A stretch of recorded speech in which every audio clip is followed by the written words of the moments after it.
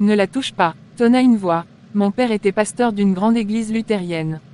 En le voyant venir, j'avais eu un regain d'espoir, car il devait occuper la position privilégiée de quelqu'un qui connaît la volonté de Dieu. Il ne fallait pas avoir de grandes connaissances pour comprendre que ma maladie était d'origine diabolique. Puisque les prêtres avaient échoué, les pasteurs ne pouvaient que réussir. En l'occurrence, mon père ne pouvait que mieux faire. Mais, à le voir à genoux, ramper comme un ver de terre, obéissant aux ordres de ceux qui avaient demandé sa mort pour que je guérisse, je perdis tout espoir de guérir un jour. Toujours accroupi, au lieu de prier Dieu et d'invoquer le nom du Seigneur Jésus-Christ et la présence du Saint-Esprit, mon père se mit à invoquer les esprits de ses ancêtres, en les citant chacun par leur nom. Cette prière occulte apaisa ou sembla apaiser les démons. Mon fauteuil regagna le sol. Voyant cela, mon père poussa la hardiesse jusqu'à exiger que les esprits de ses ancêtres païens m'amènent avec lui. Les démons lui répondirent que cela était impossible. Elle mourra en cours de route. Nous la tuerons. Elle ne vivra pas. Mais il bluffait, comme le diable sait aussi bluffer. À la longue, mon père eut le dessus et parvint à m'amener. Dans Matthieu 12 versets 25 à 26, le Seigneur nous dit ceci, « Tout royaume divisé contre lui-même est dévasté et toute ville ou maison divisée contre elle-même ne peut subsister. Si Satan chasse Satan, il est divisé contre lui-même. Comment donc son royaume subsistera-t-il ? Cela signifie que ce n'est pas l'amour qui règne dans le royaume de Satan. Si les mauvais esprits qui me retenaient captif cédèrent aux demandes de mon père, c'est que les esprits qu'il avait invoqués étaient d'un rang supérieur au leur. Ils avaient plus de droit sur moi, du fait des liens de sang et des liens familiaux. Il en est de même en Inde pour les castes, par exemple, mon père avait poursuivi son monologue jusqu'au soir, et les démons avaient relâché leur emprise sur moi, au point que je pouvais me déplacer aisément. Après m'avoir emmené chez lui, mon père convoqua le soir même les membres de la famille, pour statuer sur ma situation. Ils résolurent tous de me conduire chez le plus grand féticheur qu'ils connaissaient, non loin de mon village natal. Chez le féticheur de Kandelunbu dans notre société, la femme occupe la seconde position. Ainsi trouve-t-on une longue liste d'interdits pour les femmes, alors que les hommes en sont exonérés. Certaines personnes vont jusqu'à ne pas admettre des femmes dans les pratiques traditionnelles. C'était le cas du féticheur que mon père avait contacté pour faire exorciser sa fille bien-aimée. Dans un premier temps, et pour faire monter les enchères, le féticheur refusa net de s'occuper de mon cas, simplement parce que j'étais une femme. Il n'avait jamais traité de femme. Il dit, « Nous amener ici une femme est pour nous une insulte. » Mais il ajouta, « Cependant, compte tenu de votre notoriété de pasteur, je veux bien vous rendre ce petit service, pourvu que vous ayez les moyens d'apaiser les esprits irrités par cet affront. En plus de l'argent, tu devras m'amener 12 chèvres. » La proximité de notre village natal fit que la collecte des chèvres s'effectua sans grand problème. Une somme importante d'argent fut aussi remise au féticheur, en plus des chèvres. Je fus accompagné par mon père et par ma petite sœur, et aussi par d'innombrables démons, qui me sommaient de rebrousser chemin et de fuir. Nous allâmes chez le féticheur vers le soir. Le lendemain matin, on me donna un breuvage dans un bocal. Il s'agissait d'une drogue, car après l'avoir consommée, tout mon corps s'affaiblit et je perdis connaissance. Je fus déposé inconsciente dans un trou d'1,50 m de profondeur, d'1,80 m de long, et de 50 cm de large. Le trou fut recouvert de troncs d'arbres, de branches et de feuillages, puis de terre au-dessus. Un grand feu fut allumé sur ce trou rebouché, alors que je me trouvais à l'intérieur. Un groupe de danseurs se tenait tout autour du feu. Entraînés par des tam-tams, les danseurs se lancèrent dans une danse rituelle au rythme endiablé. À ce moment-là, le maître des lieux, le féticheur, entra en scène. Il sortit de son laboratoire, case construite un peu à l'écart des autres, qui abritait ses fétiches ainsi que d'autres objets nécessaires à l'exercice de ses fonctions, paré d'une tenue de cérémonie aux couleurs chatoyantes, et tenant une lance dans sa main droite. Il fit son apparition en dansant, et s'approcha du trou recouvert dans lequel je me trouvais, inconsciente. Après avoir effectué quelques pas de la danse rituelle autour du feu, il enfonça sa lance dans le feu. Un cri jaillit du feu, et, lorsqu'il ressortit sa lance du feu, elle était toute trempée de sang. Le féticheur s'écria, « Un de moins », et il se remit à danser. Il enfonça une seconde fois sa lance dans le feu. Un second cri jaillit du feu, et il retira à nouveau sa lance maculée de sang. Tout heureux de constater l'efficacité de son art, il s'écria, « Deux de moins ». Puis il lança en direction de mon père, « Nous les aurons tous, les persécuteurs de ta fille. Leur sang sur ma lance est un bon signe. » Le vieux se remit à danser. Lorsqu'il voulut enfoncer sa lance pour la 3e fois dans le feu, un cri jaillit à nouveau, non pas dans le feu cette fois, mais dans l'assistance, parmi les badauds accourus pour la circonstance. Au feu, la case brûle. Convergeant leurs regards dans la direction indiquée par le badaud, les assistants virent en effet que la petite case d'où était sorti le vieux tout à l'heure était en feu. Les flammes tendaient à s'étendre vers les autres habitations. Avec une rapidité étonnante pour son âge, le féticheur se dirigea vers les flammes. Il manqua de peu se brûler, mais il fut retenu. Il ne parvint pas à récupérer quoi que ce soit de sa case en flammes. L'incendie fut tout de même maîtrisé, malgré la perte du laboratoire et de tout son contenu. Les autres habitations furent épargnées. Questionné pour savoir qui avait mis le feu au laboratoire, le vieux, tout en colère, expliqua que ce n'était pas un homme qui avait mis le feu à sa case, mais les esprits, qui s'étaient révoltés parce qu'il avait accepté de traiter une femme. Sortez votre fille d'ici et allez-vous-en de chez moi. Vous m'avez tué, je suis mort, je ne veux plus vous voir. Allez-vous-en. Encore inconscient, je fus sorti du trou et on m'emporta. Bien que n'ayant pas honoré son contrat, le féticheur ne restitua rien à mon père, ni une chèvre, ni un seul centime. Le fait que mon père ait été renvoyé n'était pas pour me rendre l'espoir. Les voix se moquaient de moi et riaient. Elles ne cessaient de me dire que c'était eux qui avaient eu le dernier mot. Pour eux, si je voulais parvenir au salut, il fallait que je me décide à tuer mon père. Après ce dernier échec, je sus qu'il ne me restait plus qu'une chose à faire, me suicider. Je me disais, puisqu'ils n'ont pas le courage de me tuer, je le ferai à leur place. Mon père sera alors épargné. Ce n'était pas du stoïcisme de ma part, mais plutôt de l'amour paternel. Puisque j'avais tout perdu, autant préserver celui qui m'avait engendré. En route pour la Tanzanie, réfléchissait à la manière de réaliser mon plan diabolique, mais le Seigneur avait pour moi un autre destin. Le jour où j'avais décidé de m'empoisonner, mon père vint me dire qu'il envisageait de m'emmener le plus vite possible en Tanzanie. D'après un communiqué capté à la radio tanzanienne, il y avait un grand réveil spirituel dans ce pays. Le Seigneur y opérait des miracles comme au temps biblique. Les sourds entendaient, les aveugles recouvraient la vue, les paralytiques marchaient, et ceux qui étaient possédés par des esprits impurs étaient délivrés sans le concours d'autre chose que de la parole de Dieu. Point. Mon père me dit, j'ai résolu de t'emmener là-bas dans une semaine, ma fille. Nous allons mettre cette semaine à profit pour nous préparer. 2 jours avant notre départ, un parent amena une femme auprès de mon père, et lui demanda de raconter son histoire. Elle le fit sans se faire prier, heureuse de trouver un auditeur responsable. Papa pasteur, je ne sais si vous me reconnaissez. Je suis celle qui était folle, et qui se promenait à moitié nue dans ce village. Depuis notre visite chez le féticheur, nous n'étions pas retournés à Lubumbashi. Nous nous étions retirés dans notre village natal. Il y a moins d'une semaine, une nièce mariée à Kasongo, chef-lieu de zone situé à 90 km de Shabunda, notre village, est venue me chercher pour m'y amener. Le pasteur de l'Assemblée de Dieu de Kasongo avait invité un couple d'évangélistes venus de Kinshasa. Ce couple prie Dieu d'une façon originale. Par exemple, il chasse les démons au nom de Jésus. Plusieurs démoniaques dans mon cas ont été délivrés grâce à la prière extraordinaire de ce couple. Lorsque ce cousin, elle désigna la personne qui l'avait amené, m'informa de votre intention de vous rendre en Tanzanie, je n'ai pas hésité un seul instant à venir vous voir pour vous demander d'aller plutôt à Kasongo. Si vous consentez à y aller, je suis prête à vous accompagner.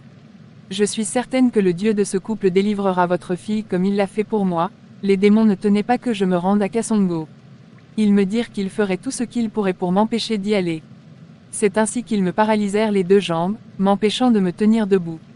La sœur me porta sur son dos, et nous pûmes continuer notre chemin vers Kasongo.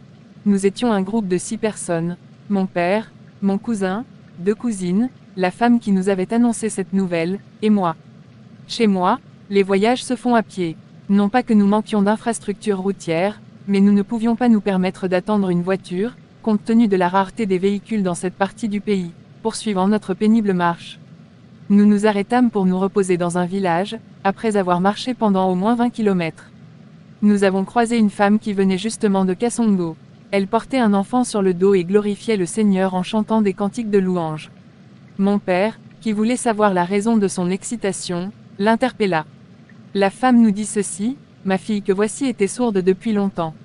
Je viens de Kasongo, où un homme et une femme venus de Kinshasa ont prié Dieu pour que ma fille entende. Juste après leur prière, j'ai appelé mon enfant, et elle m'a répondu. Vous ne pouvez vous imaginer quelle joie est la mienne.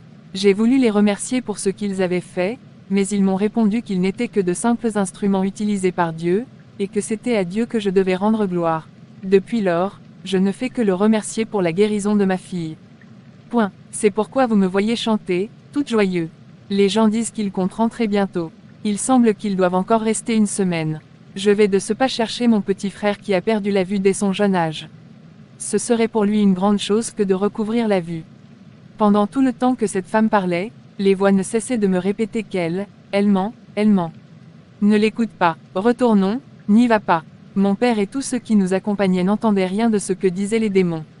Mon père me dit, François, c'est Dieu qui nous envoie ces gens pour nous venir en aide. Prends courage et dépêchons-nous, sinon, si nous traînons, nous risquons de les manquer. À cet instant précis les démons clouèrent mon père au sol. Il eut une sorte de crampe subite qui le força à rester couché. Il était impossible d'avancer. La paralysie qui m'avait empêché de marcher avait été transmise à mon père. Les démons me dirent, puisque c'est lui qui tient à t'amener là-bas, nous allons voir maintenant comment il va s'y prendre. Je tombai en sanglotant dans les bras de mon père, tout abattu. Il m'encouragea à poursuivre le voyage sans lui, cette crise de rhumatisme ne pouvait choisir un aussi bon moment pour me terrasser. Avec un petit repos, un jour au plus, je serai rétabli. La douleur sera moins forte que maintenant.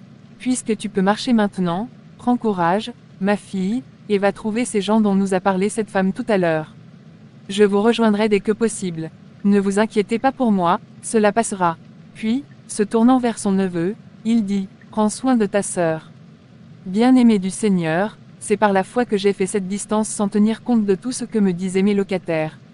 Je marchais lentement en titubant. Tous les 10 kilomètres, nous nous reposions pour souffler. La maladie m'avait fortement affaibli. Les privations, ajoutées aux tracasseries des démons, m'avaient accompagné sur ma longue route vers la guérison. Mieux valait pour moi mourir en cours de route, que de ne pas arriver à destination. Il ne me restait plus qu'une journée de marche environ, lorsque les démons m'ôtèrent l'usage de la parole, m'empêchant ainsi de communiquer avec le monde extérieur. Chapitre 9.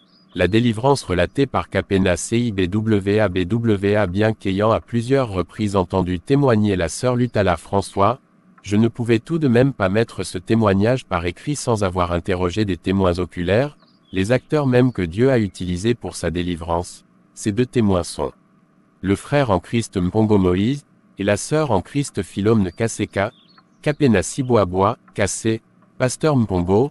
D'après la sœur Lutala, vous êtes l'une des deux personnes dont le Seigneur s'est servi pour sa délivrance. Pouvez-vous nous relater comment Dieu vous a demandé d'accomplir cette œuvre? Pasteur Mpongo Moïse, Monsieur, merci, mon bien-aimé frère Capena, pour l'occasion que vous me donnez de parler de cette œuvre grandiose, pour la première fois après tant d'années. Sois béni, mon frère, puisque tu viens de la part de Dieu. Il y a 2 jours, le Seigneur m'a parlé dans une vision nocturne. Dans cette vision, j'ai vu la carte politique de mon pays, le Congo suivi d'un gros plan sur la région de Kivu. Je remarquais qu'il y avait un gros serpent enroulé autour de l'une des sous-régions, celle de Maniema. J'ai demandé au Seigneur ce que cela signifiait. Merci, mon bien-aimé frère Capena, pour l'occasion que vous me donnez de parler de cette œuvre grandiose, pour la première fois après tant d'années. C'est par prophétie que Dieu nous avait demandé d'intervenir. Vers le mois de mai 1983, OMM me trouvait à Massina, au quartier Sans Fil, où je dirigeais une église locale. Il m'arrivait souvent de me rendre au quartier chic de Rigini dans la zone de Lemba, où habitait ma sœur en Christ Philomène Kaseka, pour aller lui rendre visite. Le 19 mai, après un long temps d'absence, je suis donc allé lui rendre visite chez elle. Elle m'accueillit par ces paroles, « Sois béni, mon frère, puisque tu viens de la part de Dieu. » Il y a 2 jours, le Seigneur m'a parlé dans une vision nocturne. Dans cette vision, j'ai vu la carte politique de mon pays, le Congo suivi d'un gros plan sur la région de Kivu. Je remarquais qu'il y avait un gros serpent enroulé autour de l'une des sous-régions, celle de Maniema. J'ai demandé au Seigneur ce que cela signifiait. Le Seigneur me donna l'interprétation de la vision. Le grand serpent que tu vois, c'est le diable.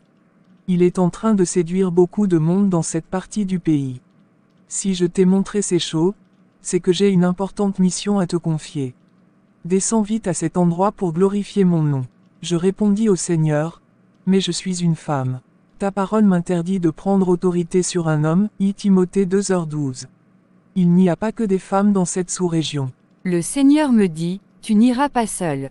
Dans 2 jours, je mon serviteur, Mpongo Moïse. Ce sera un signe de ma part. Arrange-toi pour lui payer son billet de transport. J'ai reçu ce message le 17 mai. 2 jours après, comme me l'a dit le Très-Haut, te voici. Après avoir entendu la sœur Philomène, je lui demandai de m'accorder un temps de prière, non pas que je doute de tes paroles, mais simplement pour me mettre dans l'ambiance du Saint-Esprit.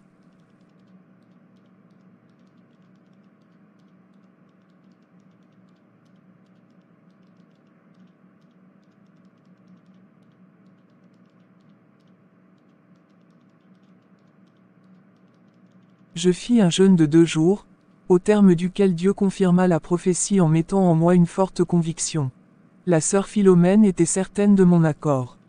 Sans me consulter, elle avait déjà acheté 2 billets d'avion Kinshasa-Kindu, le 20 mai 1983. 2 jours après ma conversation avec elle, le 21 mai, je me rendis de grand matin à Rigini. J'avais emporté tous mes effets de voyage. Ma décision était de ne rentrer qu'une fois la prophétie accomplie. « Es-tu prêt pour le voyage ?» me dit-elle en m'accueillant à mon arrivée chez elle. « Quel voyage ? Je n'ai pas de billet de transport. » Tout est réglé, par la grâce de Dieu. Nous avons les billets, debout. Une fois les formalités terminées à l'aéroport, nous avons traversé le fleuve Lualaba par le bac de Kindu. Puis nous sommes allés au chef-lieu de la zone de Kasongo, dans la sous-région de Maniema. C'est là que se trouvait notre point d'attache. En effet, à Kasongo vivait un pasteur qui nous connaissait depuis le temps de notre groupe de prière situé sur la 9e rue à Kinshasa-Limete. Dieu sait arranger les choses, mon frère. Ce pasteur était le représentant légal de toutes les assemblées de Dieu de la sous-région. Puisqu'il nous connaissait en notre qualité de serviteurs de Dieu. Une fois à Kindu, chez qui êtes-vous descendu? Aviez-vous un point de chute pour débuter votre service? Il ne s'opposa pas à notre demande de travailler au sein de l'Église qui lui était confiée. Même envoyé par Dieu, ce que nous nous gardions de révéler, nous ne pouvions pas commencer des réunions sans nous remplir encore davantage de l'Esprit du Seigneur, dans la prière. Nous avons observé 3 jours de jeûne et de prière. Nous avons commencé par faire des séminaires bibliques dans les églises avant de faire des croisades d'évangélisation. Dieu glorifia le nom de son Fils au travers de notre ministère là-bas. Il y eut beaucoup de miracles, les paralytiques marchèrent, les sourds entendirent, les aveugles recouvrèrent la vue, ceux qui étaient possédés par des esprits impurs furent délivrés. C'est, surtout cette dernière catégorie qui était la plus nombreuse. Les gens, apprenant ce que le Seigneur faisait au travers de notre ministère, amenèrent de nombreux malades et démoniaques. Et Dieu les guérissait tous. Quelle joie pour nous de voir ces démoniaques, venus littéralement enchaînés, s'en aller libres, leur chaîne sur l'épaule en signe de témoignage. Oui, le Seigneur avait accompli pour moi sa parole, qui dit, dans Luc 10/2, « La moisson est grande, mais il y a peu d'ouvriers. » Priez donc le maître de la moisson d'envoyer des ouvriers dans sa moisson. À voir combien de gens acceptaient le Seigneur, cela ne faisait que confirmer les paroles du maître de la moisson. Notre travail ne se limitait pas à prier pour les malades. Nous parcourions à pied de grandes distances pour atteindre des églises éloignées de Kasongo. Nous confions ceux qui étaient sauvés les responsables des églises, non sans les avoir recommandés à la garde du Saint-Esprit. Nous ne manquions pas de leur rendre visite chaque fois que l'occasion se présentait, pendant tout le temps que nous avons passé dans cette sous-région, c'est-à-dire 1 mois. Cassé. Pourriez-vous éclairer les lecteurs sur les circonstances dans lesquelles vous l'avez connu, et donner sa description physique? Bien, mon frère, que Dieu vous bénisse pour la question.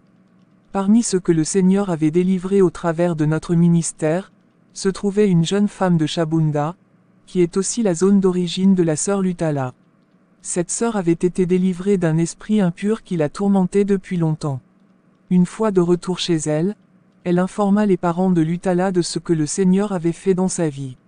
Elle ne manqua pas de leur dire que nous nous trouvions à Kasongo, à environ 90 km de là. Partant de sa propre expérience, elle parvint à convaincre les parents de Lutala de l'amener, non en Tanzanie, mais là où nous nous trouvions, à. Si je comprends bien, c'est durant cette période que vous avez fait connaissance de la sœur Lutala Françoise. Kassongo. Un dimanche soir, le pasteur Sansaku, qui nous accueillait, la sœur Philomène Kaseka, et moi-même, nous revenions de Mitande, localité située à 7 km de Kassongo, où nous avions été prêcher la parole de Dieu dans l'une des paroisses des Assemblées de Dieu.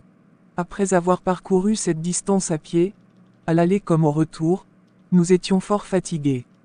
Arrivés à Kassongo, nous avons trouvé un groupe constitué d'un homme et de 4 femmes. L'une d'elles attira tout particulièrement mon attention. Elle était très maigre. Elle avait les cheveux ébouriffés et sales. Ses yeux étaient enflés et son regard était hagard. Malgré sa maigreur, sa poitrine était très enflée, à la manière d'une femme qui allaite. Elle portait une robe très sale en lambeaux. Ses jambes et ses pieds étaient tellement enflés qu'il n'était pas besoin de faire appel à un médecin pour diagnostiquer un éléphantiasis. Malgré son état lamentable, elle traînait à ses pieds une chaîne longue d'au moins 50 cm, dont les 2 extrémités étaient attachées à chacun de ses mollets. Elle avait tout d'une folle. J'appris plus tard que ce groupe venait de Chabunda. Je ne sais combien de temps ils avaient mis pour parcourir cette distance à pied. Nous étions le dimanche 10 juin 1983. La délivrance. En voyant la personne que je viens de décrire, je compris vite qu'elle avait besoin d'une prière de délivrance. Compte tenu de l'heure tardive et de la fatigue qui gagnait mon corps. Jusque-là, vous ne connaissiez pas le mobile de leur visite. Je murmurais en moi-même, pourquoi ne pas attendre demain pour la délivrance de cette femme? C'est alors que le Saint-Esprit me dit clairement, pourquoi voulez-vous compromettre mon œuvre? Convaincu de l'appui du Seigneur, je demandai à ma compagne de voyage d'entretenir la nouvelle venue sur la repentance et le pardon des péchés, le temps de me retirer pour demander non la volonté, mais la direction du Seigneur. En effet, mon jeune frère Capena, le service de délivrance nécessite beaucoup de prières, Marc 9h29. Je rejoignis la sœur Philomène, une fois ma prière terminée. À son tour, elle se retira pour prier. En attendant son retour pour commencer la prière de délivrance, j'entrepris de sonder la sœur Lutala. Je lui posais certaines questions en rapport avec la parole de Dieu. Ses réponses démontraient une résistance farouche à la parole de Dieu.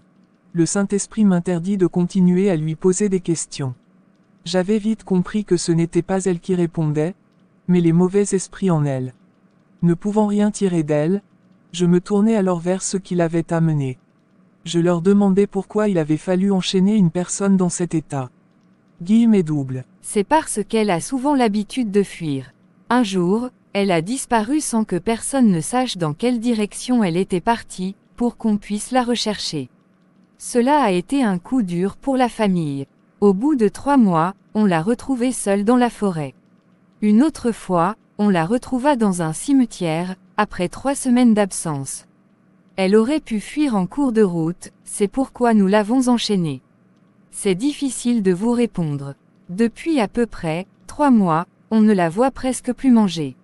Mais nous remarquons pourtant qu'à certaines heures de la journée, elle fait les gestes de quelqu'un en train de prendre un repas.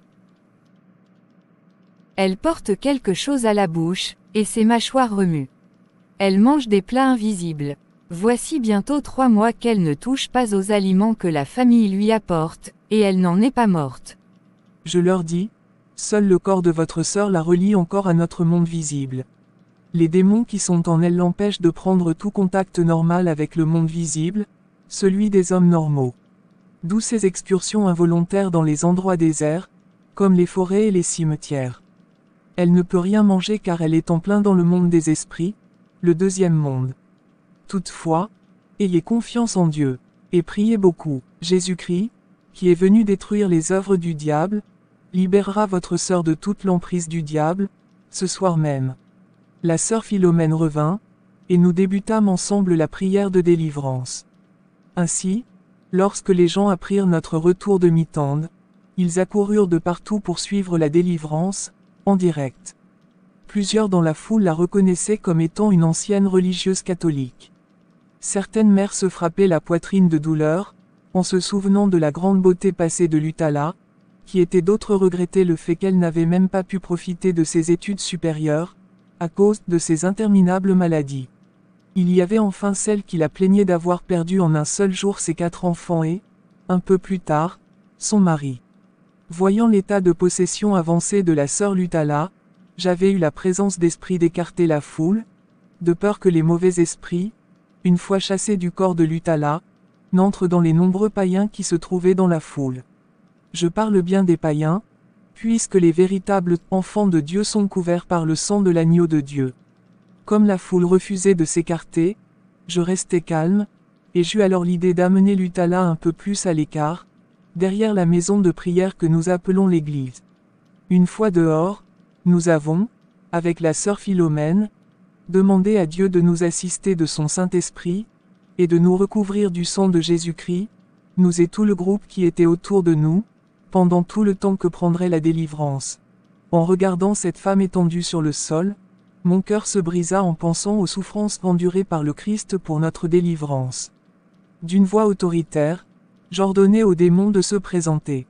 Ils s'exécutèrent en déclinant chacun son identité et sa fonction. Vous ne devez pas oublier que je ne me trouvais pas en cet endroit par ma volonté propre. Voici le dialogue qui s'ensuivit entre d'une part les démons, qui s'exprimaient par la bouche de Lutala, et le Saint-Esprit, qui parlait au travers de notre humble personne. Je m'adresse à vous, démons qui êtes logés dans son corps. Je vous ordonne de vous présenter chacun par son nom et par l'œuvre qu'il est en train d'accomplir. Pour commencer, répondez-moi, combien êtes-vous? Tuukumingi. Cela signifie en langue swahili, nous sommes nombreux. Puisque je ne comprenais pas le swahili, ce fut la sœur Philomène qui me servit d'interprète pendant la délivrance. Elle me traduisait en lingala. Combien êtes-vous? Nous sommes 210 démons. Que faites-vous en aussi grand nombre? C'est notre demeure. Son corps est le temple du Saint-Esprit. Il n'est pas votre demeure. Elle est notre époux. Elle est maintenant enfant de Dieu et non votre femme. Si elle était enfant de Dieu, nous ne serions pas ici. Qui êtes-vous, vous qui répondez à mes questions? Je suis le chef. Je m'appelle Ilongo. Ilongo, depuis combien de temps es-tu dans ce corps? Je suis là depuis longtemps. Que fais-tu ici? Je suis chez moi ici. Celle-ci est ma femme. Ilongo, es-tu l'esprit d'un mort, ou d'un vivant qui pratique sa magie dans le corps de cette femme? Je suis mort depuis longtemps. Pourquoi as-tu élu domicile dans ce corps? Je ne peux pas te répondre. Ilongo, ton nom m'indique que tu es congolais. De quelle région étais-tu? De la région de Mbandaka. De quel clan? De quelle tribu? Tu me fatigues avec toutes tes questions. De toute façon, je ne te répondrai plus. Ah bon? Tu ne veux plus me répondre? Eh bien, nous allons voir. De toute façon, sache que je ne suis pas ici pour converser avec toi, mais pour te déloger.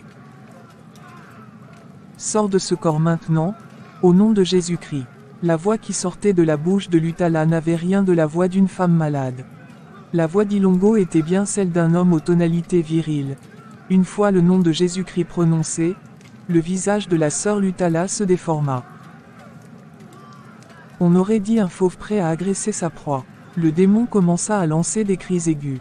Je m'adressai à la sœur Philomène qui se trouvait à mes côtés, et je lui dis, « Persévérons dans la prière. Ne nous laissons pas distraire par les grimaces de ce démon. Il faut qu'il sorte de ce corps, au nom de Jésus-Christ. » Ensemble, nous fîmes une puissante prière autorité, en ordonnant au démon d'évacuer ce corps, au nom de Jésus-Christ. Dans un moment de forte onction spirituelle, je m'adressai au mauvais esprit en lui ordonnant de sortir de ce corps et d'aller dans les lieux arides, au nom de Jésus-Christ. Il me répondit. De grâce, ne m'envoie pas là-bas. Envoie-moi plutôt dans ces arbres. 20h10. Dans ces arbres, pour que tu ailles ensuite retourner dans un corps humain. De grâce, envoie-moi dans ces arbres. Je me souvins alors du lieu réservé au diable et à ses démons, le lac de feu, Apocalypse. Je crus bon de lui commander d'aller dans ce lieu, sors de ce corps, et va dans le feu éternel réservé pour vous. Non, le feu n'est pas encore ouvert. Je ne peux pas y aller. Je dis à Philomène, ne l'envoyons pas dans le feu éternel, puisqu'il n'est pas encore ouvert. Puis je dis au démon, si tu ne sors pas, au nom de Jésus-Christ, et si tu ne vas pas dans les lieux déserts, je vais invoquer sur toi le feu du ciel, et il te consumera, toi et tes acolytes. Sors, au nom de Jésus-Christ, et va-t'en dans les lieux arides. Cette fois, il sortit au nom de Jésus-Christ. Il projeta à terre Lutala, enroulée sur elle-même, à une distance de près de 3 mètres. Je ramenai Lutala à l'endroit où nous nous trouvions. Frère Capena, sais-tu qu'une personne sans Christ est un homme aride, un homme spirituellement mort? Il représente un endroit propice pour le diable et ses démons. Un homme qui n'a pas en lui la parole de Dieu est un lieu aride. Ilongo résistait parce que tous les lieux arides autour de nous étaient couverts par le sang de l'agneau de Dieu. D'où son insistance à aller même dans les arbres. Ce qui signifie que, lorsqu'il s'est trouvé dehors, il n'a pas dû aller très loin. Le second esprit qui se présenta était celui de la grand-mère de Lutala. Celle qui lui avait donné le pouvoir de domination. Elle ne s'exprima ni en lingala ni en swahili, mais en kirega. Ce fut la fille du pasteur Sansaku qui nous servit alors d'interprète. Nous eûmes confiance en sa fidélité, car elle n'était pas la seule à comprendre cette langue parmi nous.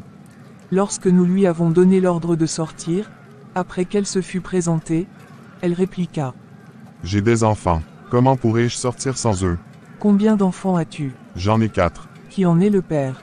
Je ne peux pas révéler le nom de leur père. Plutôt partir que de vous dire à qui ils appartiennent. D'ailleurs, je m'en vais. Mais je ne m'éloignerai pas trop d'elle. Je sais qu'elle se met facilement en colère. Dès qu'elle se fâchera, je ne manquerai pas de rentrer. Je t'interdis de rentrer en elle, au nom de Jesus Christ. Je pars, je m'en vais. Elle partit. Je compris alors que la colère était l'une des portes qui donnaient accès aux démons. Cela m'aida à comprendre pourquoi la plupart des personnes sauvées, lors des campagnes d'évangélisation au pont Casavubu, rechutaient tout aussi rapidement que le Seigneur les avait guéris. C'était à cause de la colère. Comme ils avaient été mal instruits, les démons retournaient en force dès qu'ils se mettaient en colère. Comme il connaissait la faiblesse humaine, il nous a laissé ce conseil pratique. Puis vint le tour d'un autre démon, qui s'appelait François. C'était un Européen, un Parisien, à en juger par son français impeccable. Le Français me priait de ne pas l'importuner en faisant trop de bruit. Je lui dis, « Tu n'as pas le droit de m'imposer quoi que ce soit. Ce n'est pas ta demeure. Sors, au nom de Jésus-Christ. » Paul de Tarse le savait, c'est pourquoi il nous conseille de ne pas laisser passer la nuit sur notre colère. Éphésiens 4h26. Paul savait qu'il était utopique d'interdire à un être humain de se mettre en colère. Comme il connaissait la faiblesse humaine, il nous a laissé ce conseil pratique. Puis vint le tour d'un autre démon, qui s'appelait François. C'était un Européen, un Parisien, à en juger par son français impeccable. Le Français me priait de ne pas l'importuner en faisant trop de bruit. Je lui dis, « Tu n'as pas le droit de m'imposer quoi que ce soit. Ce n'est pas ta demeure. Sors, au nom de Jésus-Christ. » Il partit sans mot dire. Il ne projeta même pas Françoise à terre, comme l'avaient fait les esprits de ces nègres. Vous comprendrez qu'il ne m'est pas possible de vous raconter la sortie des 10 démons. Je vous dirai seulement que seuls le premier et le dernier démon firent preuve d'une certaine résistance. Le dernier démon était l'esprit d'une femme. À mon ordre de sortir, au nom de Jésus, l'esprit de cette femme me répondit. Doucement, nous sommes entre nous. Entre nous qui? Sans mot dire. Il ne projeta même pas Françoise à terre, comme l'avaient fait les esprits de ces nègres. Vous comprendrez qu'il ne m'est pas possible de vous raconter la sortie des 10 démons.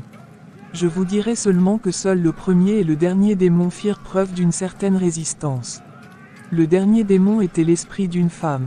À mon ordre de sortir, au nom de Jésus, l'esprit de cette femme me répondit, doucement. Nous sommes entre nous qui? Entre nous, chrétiens. L'esprit d'un chrétien ne peut pas habiter dans le corps d'une autre personne. Sors. Comment sortir, puisque je te dis que, quand j'étais vivante, j'étais légionnaire. Je priais. Je ne voulus pas écouter ce que me disait ce dernier esprit, car j'avais compris qu'il voulait simplement nous distraire. Je pense que c'était l'esprit d'une femme qui avait dû être très têtue de son vivant. Elle nous prit 10 minutes avant de sortir.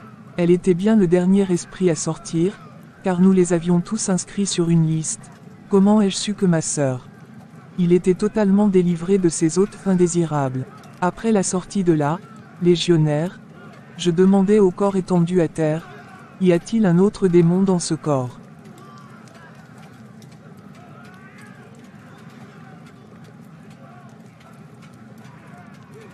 D'origine. Elle déclina son identité complète. Je lui dis, comment es-tu venu ici? Elle se mit debout. Tournant les regards autour d'elle, elle vit les membres de sa famille. Elle les pointa du doigt, et dit « Voici ceux qui m'ont amené. C'était bien là le signe qu'elle était délivrée. » Je conclus alors que ma sœur avait bien repris le contrôle de ses sens, de son corps et de son esprit.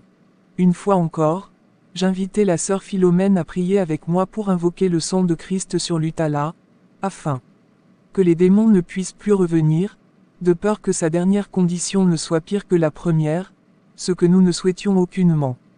Après avoir un peu récupéré, je demandai à Philomène d'aider l'Utala à prendre un bain.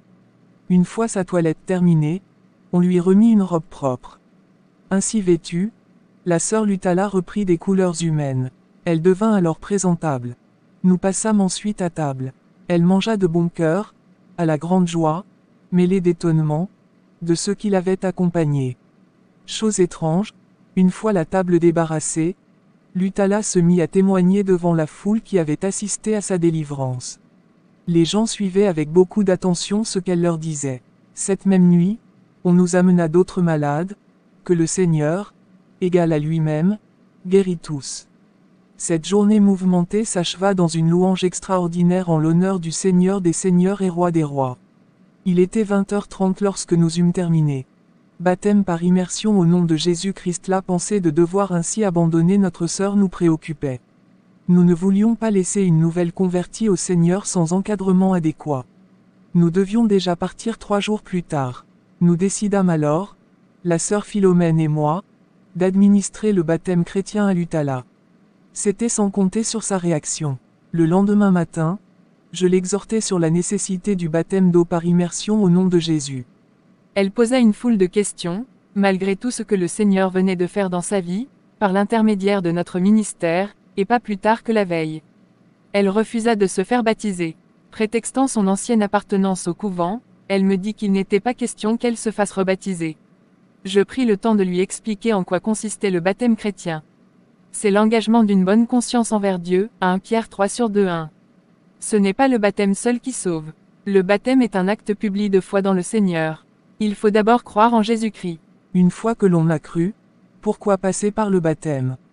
Jésus dit, dans Marc 16:7, « Celui qui croira et qui sera baptisé sera sauvé. » Cet ordre a été donné aux apôtres par le Seigneur Jésus-Christ lui-même, dans Matthieu 28/19, 20, « Allez, faites de toutes les nations des disciples, les baptisant au nom du Père, du Fils et du Saint-Esprit, et enseignez-leur à observer tout ce que je vous ai prescrit. » Au début des Actes des Apôtres, je remarque que les disciples de Jésus n'ont pas immédiatement exécuté cet ordre. Pourquoi? Tout simplement parce qu'après sa résurrection, le Seigneur a conseillé à ses disciples de ne pas quitter Jérusalem avant que ne survienne sur eux le Saint-Esprit consolateur, dont l'une des innombrables tâches est de nous aider à comprendre les enseignements du Seigneur, et de nous enseigner sur bien des choses. Luc 24h49. Une fois que le Saint-Esprit fut répandu, à la Pentecôte, les disciples comprirent tous que Jésus-Christ était Dieu lui-même. Pour comprendre ce mystère, il faut que le Seigneur lui-même nous ouvre l'intelligence. Jean 5h20. J'avais l'impression que mon interlocutrice ne comprenait pas un mot de tout ce que je lui disais. Vers 10h, elle s'excusa, pour aller prendre un peu de repos dans sa chambre. J'acceptai sans peine, tout en intercédant pour que Dieu ait pitié d'elle, et lui fasse comprendre le bien fondé du baptême par immersion au nom de Jésus-Christ. Voici comment le Seigneur exauça notre prière. Vers 14h, Lutala vint elle-même nous trouver pour nous dire qu'elle était prête pour le baptême. Je désire recevoir le plus tôt possible le baptême par immersion. Je voulus connaître la raison de cette volte-face aussi rapide. Oh, pasteur, Dieu m'a parlé. Dieu vous a parlé. Comment avez-vous su que c'était lui? C'est simple. À 10h, lorsque je me suis retiré dans ma chambre pour me reposer, je me suis assoupi. Peu après, je me suis retrouvé en songe dans un endroit qui ressemblait à une salle de classe. Mais une salle de classe étrange, car il y avait un tableau noir sur chaque mur. Chaque tableau était couvert d'une seule inscription. Partout, je pouvais lire écrit « Acte 2h38, Acte 2h38, Acte 2h38 ». Je ne comprenais pas ce que ces écrits signifiaient. Je résolus de venir vous trouver pour que vous m'en donniez l'explication. C'est alors que je sentis les forces me manquer, et je m'endormis profondément. J'eus un autre rêve, je vis, non plus une salle de classe, mais une grande rivière. Il y avait 2 colonnes de gens disposées en file indienne. Chaque personne devait traverser la rivière en s'y plongeant complètement, pour pouvoir atteindre l'autre rive. De l'autre côté, il y avait un homme qui portait de nombreux chapeaux de couleur blanche. Chacun de ceux qui avaient traversé la rivière, après s'y être plongé, recevait un chapeau de l'homme au chapeau. À l'intérieur de chaque chapeau était inscrit le nom de son destinataire. Je me suis alors approché de la rivière, et voulu obtenir mon chapeau, mais sans traverser la rivière. Celui qui se tenait de l'autre côté me dit, « François, ici, de ce côté, ce n'est pas la même chose que là où tu te trouves. J'ai ici ton chapeau, avec ton nom écrit dedans. Mais, pour le recevoir, il faut que tu plonges dans la rivière comme tout le monde. » Je revins en arrière, et pris ma place dans la file avec les autres. Quand vint mon tour de plonger pour aller récupérer mon chapeau, c'est alors que je me suis réveillée. Il n'était pas nécessaire d'être prophétesse pour comprendre que ce message m'était destiné. Pasteur, je tiens à recevoir mon chapeau blanc. Je désire donc ardemment être baptisé par immersion au nom de Jésus-Christ. Sœur François, veux-tu me faire croire qu'après tout ce temps passé au couvent, tu ne sais pas que ce passage biblique se trouve dans le livre des Actes des Apôtres, au 2e chapitre, et au verset 38, non, pasteur, sœur Philomène, lis-nous Acte 2h38. La sœur Philomène s'exécuta. Pierre leur dit, repentez-vous, et que chacun de vous soit baptisé au nom de Jésus-Christ, pour le pardon de vos péchés, et vous recevrez le don du Saint-Esprit. Vers 15h, nous allâmes à un ruisseau, il était situé à 5 km de notre agglomération. La Bible dit bien que, Jean baptisait à Hénon, près de Salim, car il y avait beaucoup d'eau, Jean 3h23. Il n'était donc pas question pour nous de nous contenter d'asperger un peu d'eau sur la tête de l'Utala, comme le font certaines églises traditionnelles, ou même de faire une ablution semblable à ce qui se pratique dans le judaïsme ou l'islam. Il y avait trop peu d'eau dans le lit de ce ruisseau. Ma sœur Philomène et moi, nous avons creusé à la main le lit du ruisseau, afin d'obtenir un creux suffisant pour immerger complètement la sœur Lutala, conformément aux Saintes Écritures. Puis, je l'ai baptisée au nom de Jésus-Christ, après lui avoir demandé si elle voulait abandonner le diable et ses œuvres pour se tourner vers le Seigneur Jésus. Acceptes-tu Jésus-Christ comme ton Seigneur et Sauveur? En me répondant, oui, elle confirma ainsi que son immersion dans l'eau était une représentation de sa mort en Jésus-Christ. Elle acceptait aussi le fait que Jésus-Christ était mort pour elle. Cela signifiait que l'Utala était morte au péché, bien que vivant encore dans le monde. La sortie de l'eau représente la résurrection de Christ, la victoire sur les péchés et sur la mort. Ceci préfigure aussi l'enlèvement de l'Église, lorsque Christ viendra prendre les siens pour les faire monter dans les nuées à sa rencontre. Combien ces choses sont claires. Le baptême du Saint-Esprit. De retour à la maison, nous avons prié Dieu pour que le Seigneur Jésus-Christ baptise notre sœur dans son esprit. Lui, Jésus, il vous baptisera du Saint-Esprit et de feu. Matthieu 3h11. Après l'imposition des mains, le Seigneur la baptisa instantanément dans son esprit. Pour nous enlever toute crainte, il lui fit don d'une langue, ce qui nous combla de joie. L'Utala se mit alors à prier dans une langue inconnue, à notre grande satisfaction, et à l'étonnement des profanes. Mais la sœur Philomène se sentit frustrée, du fait que le Seigneur ne lui avait pas encore fait ce don, bien qu'elle ait reçu le baptême dans l'Esprit. Par là, je compris que le Seigneur Jésus-Christ voulait nous faire comprendre que le baptême du Saint-Esprit ne se limitait pas au seul parler en langue. Toutefois, 6 ou 7 mois plus tard, la sœur Philomène reçut également le parler en langue. Se limitait pas au seul parler en langue. La sœur Françoise se mit aussi à prophétiser, et à interpréter elle-même son parler en langue. De sa bouche, sortit ce message.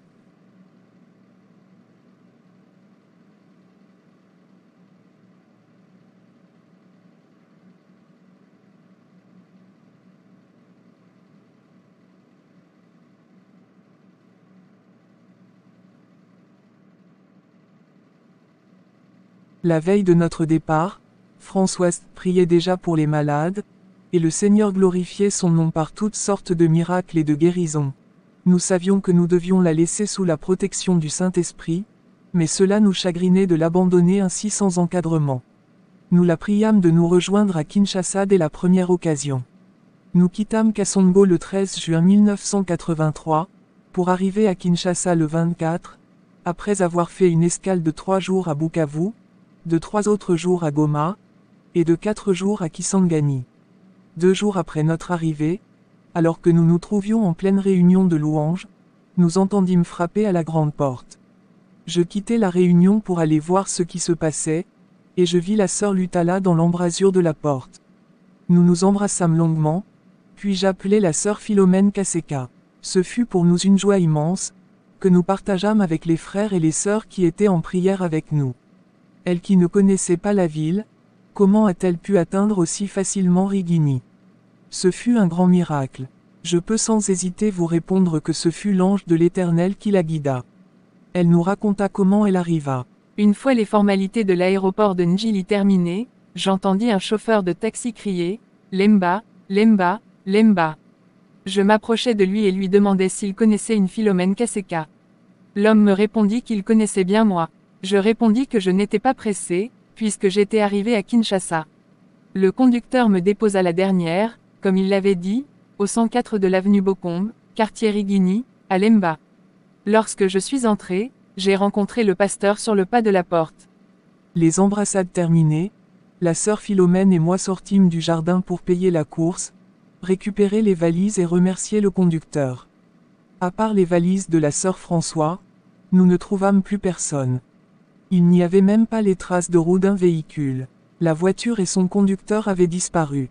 Calmement, nous récupérâmes les valises de la sœur François, dont aucune ne manquait.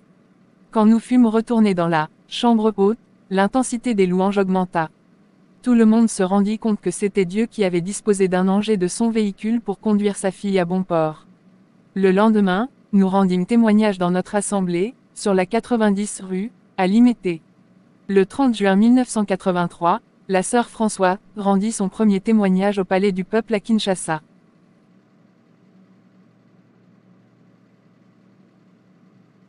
Habakkuk 2/3 nous dit ceci, c'est une prophétie dont le temps est déjà fixé, elle marche vers son terme, et elle ne mentira pas. Si elle tarde, attends-la, car elle s'accomplira certainement. Nous sommes restés 5 ans avec elle, l'instruisant le mieux que nous avons pu. Nous avons même organisé des campagnes d'évangélisation et des séminaires bibliques dans plusieurs villes du pays, parmi lesquelles Kikwit, Bandundu, Lubumbashi, Kananga, Mbuji-Mayi, Kolwezi, Likasi, etc.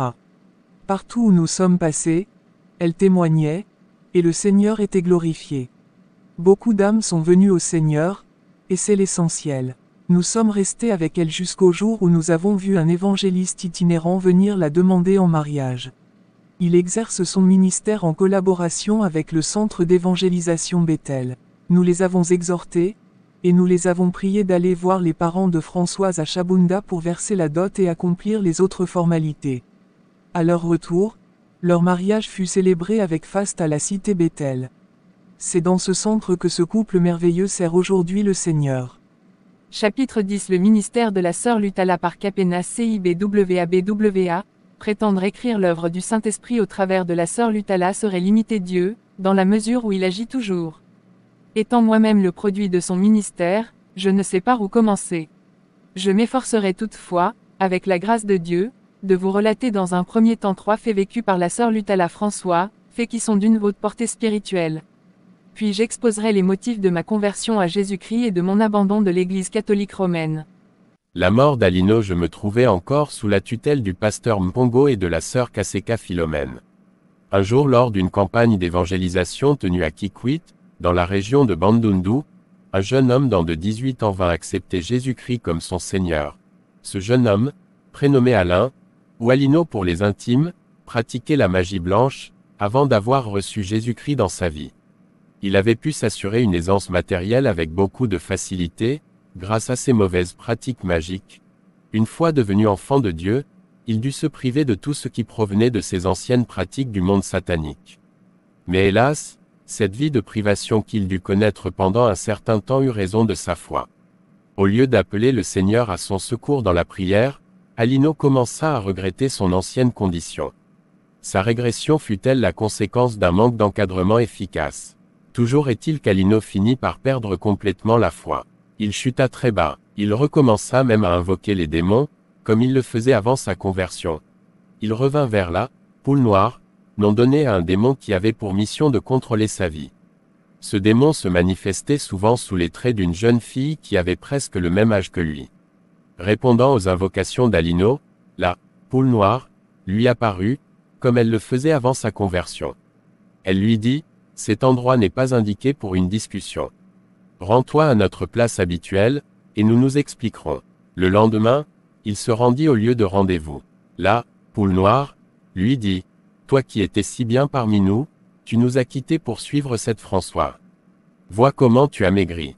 Que t'ont-ils donc fait? Comprends-tu que ta place elle est ici, avec nous tous qui t'aimons? Tu as bien fait d'être revenu à ton bon sens et de nous avoir contactés.